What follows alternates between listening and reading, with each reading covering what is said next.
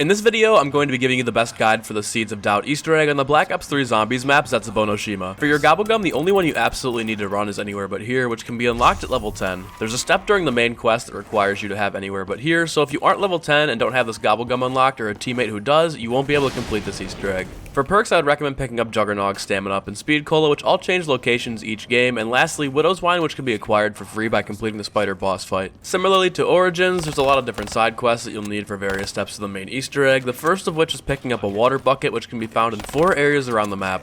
There's one in the spawn area, one inside of Lab A, one inside of Lab B, and lastly, there's one that could be either near the blue or green water sources. The next side quest we'll be completing is turning on the power and draining the water out of the Pack-a-Punch area. To turn on the power and Pack-a-Punch, you'll need to gain access to the bunker. To open the bunker, you must open both Lab A and B on both sides of the map. Scoop up a full bucket of water from either the blue water or green water spots and interact with the drain inside of each of the labs. Once both sides have water powering them, the bunker will be able to be opened. Note that when you place the water in the drain, it'll start a timer, so move quickly to put the water down in the other lab and open up the bunker. Once inside of the bunker, open up the first door on the left and go under the water.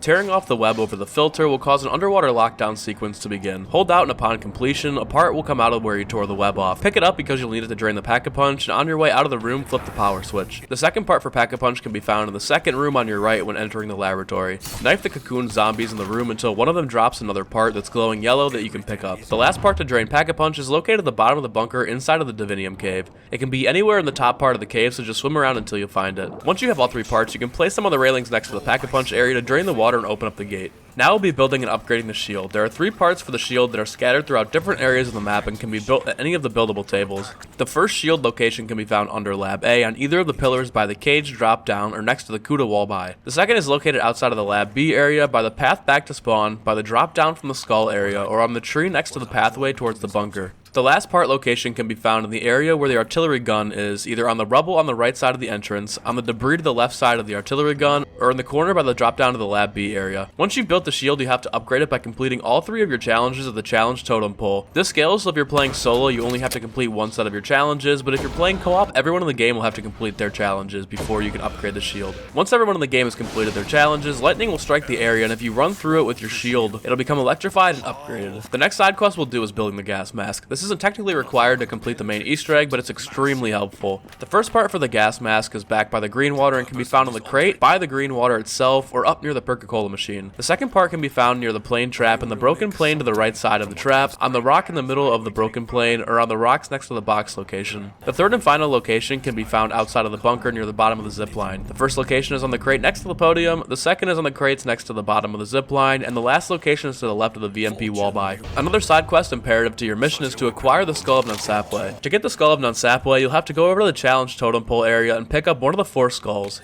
Each skull at the podium will have a symbol that correlates with one of 4 different altars around the map. You'll need to take the skull to its corresponding altar and protect it from the incoming zombie attack. The first podium is located in spawn in front of the water, the second podium is in front of the plane trap, the third is at the bottom of the zipline outside of the bunker, and the last podium is at the bottom of the bunker. Once you've cleansed the skull at the podium, take it back to the challenge totem and place it where you picked it up. After all 4 skulls are cleansed and placed, the tree debris will reveal a stairway underground. Inside of the secret area, interact with the skull of Nan Sapwe to start the keeper lockdown. After about 30 seconds, you'll be able to pick up the skull of Nan Sapwe for use.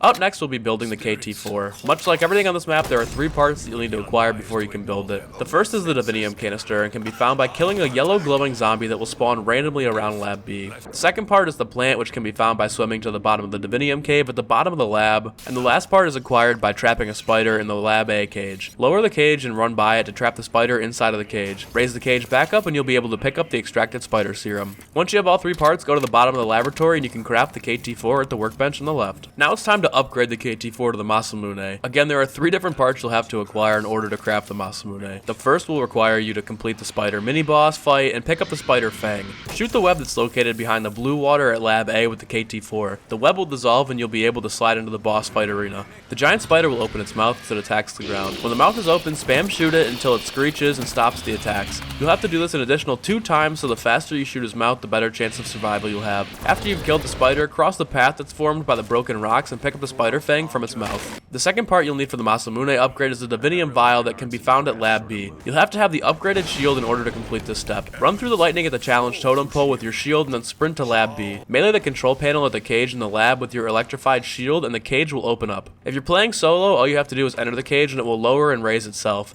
If you're playing in co-op, one player will need to enter the cage while another manually lowers the player in the cage up and down. When the cage lowers, the ground under Lab B will open up. There will be a skeleton outside of the cage with the Divinium Vial in its bones. Interact with it to pick it up and head back up to the lab. The last part for the Masamune is the upgraded plant. In order to grow this plant, you'll need to have acquired the skull of Nan Sapwe and gotten a bucket of rainbow water. You can get the rainbow water by using the sewage pipe fast travel from the bottom of the laboratory out towards the green water site behind Lab A. About halfway through the pipe, you'll have to interact with a crystal rock of divinium that's on the right side of the pipe. You can only see it for a few seconds and it might take a few tries, but if you get it at the right time, your bucket will be filled with rainbow water. You'll next have to return to where you grabbed the first plant part for the KT4. When you're at the bottom of the cave, mesmerize the wall with your skull of Nan Sapwe and it will reveal an extension to the cave where you can plant a seed. You'll have to water the seed with rainbow water every round for 3 rounds, and after the 3rd round, you'll be able to pick up the fully grown plant needed for the upgrade.